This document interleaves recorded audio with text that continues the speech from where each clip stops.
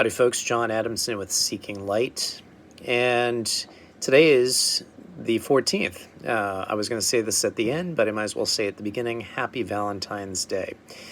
Yesterday, as many of you may know, unless you live under a rock and don't watch any news, we had the Super Bowl.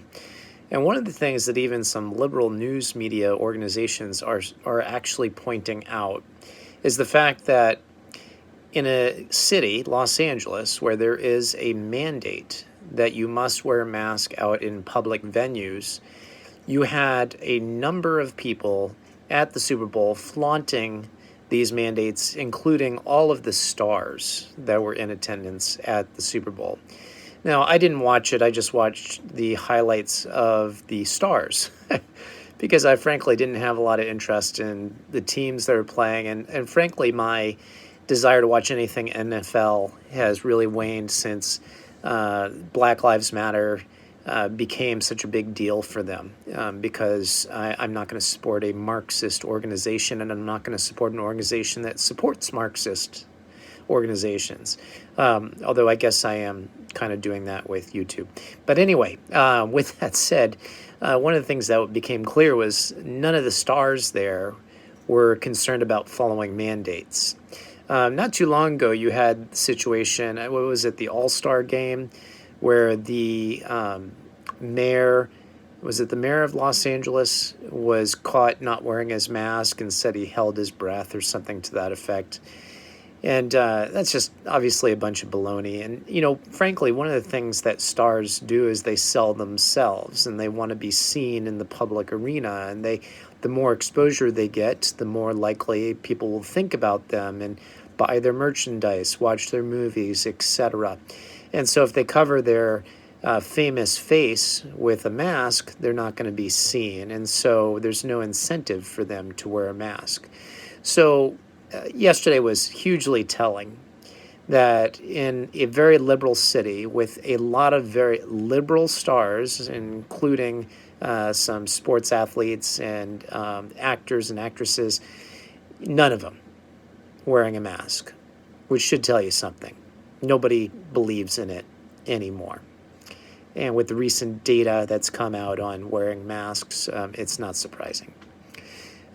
So another article or piece of information is I'm awaiting a response to my email that I sent to my work. So I work my primary job from home, but I have a secondary job where I do healthcare, and one of the things my organization has mandated is that unvaccinated must wear an N95 mask. Everybody else gets to wear a standard mask, and that's part of the healthcare ETS, as it's called, or Biden mandate for healthcare.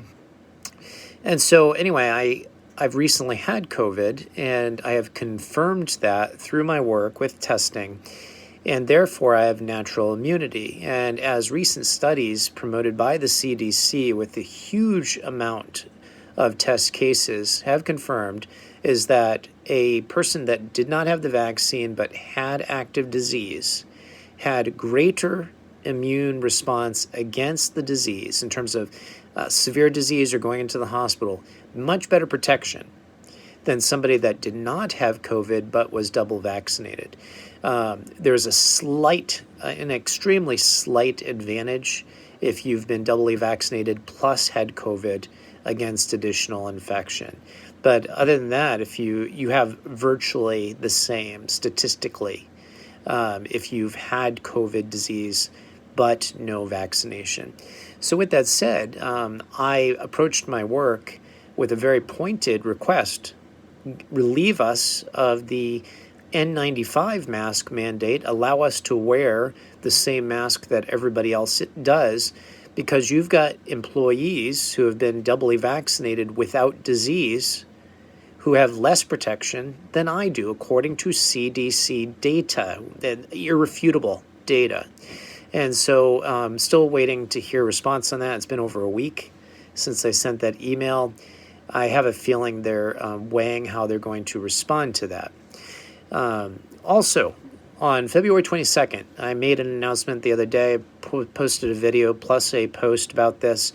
February 22nd, 2022, from 7 to 9 p.m., I will be doing a live webinar with my ethics course.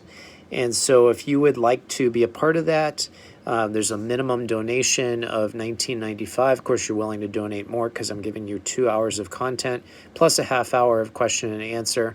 And of course, you know that I've done brief presentations of each part of that, but this is going to be one fell swoop. It will be live, so you'll be able to interact with me. So if you want to do that, please let me know. If I've got nobody that signs up, well, I won't be doing it. But I'll even do it for one person. That would be an interesting conversation. I know I've had some people let me know they've got the interest, so that would be great. So 22 couldn't have picked a better date because it just like matches. Anyway, John Adamson again with Seeking Light. I just want to say again, happy Valentine's Day. It is the celebration of love, and nobody defines love like God. And of course, I'd encourage you to read today 1 Corinthians chapter 13, otherwise known as the love chapter. I'm off soon to have a date with my wife. I hope you're with your loved ones. I know some of you don't celebrate, or you might find you don't have a reason to celebrate Valentine's Day. And I'm sorry if you feel that way, and I understand. If I lost my love of my life, I can understand that would be challenging to think about this date. Anyway, lots of reasons to love. What was that old song? If you can't be with the ones you love, love the ones you're with. Who sang that? I'm blanking right now. Anyway, John Adamson with Seeking Light. Take care. God bless.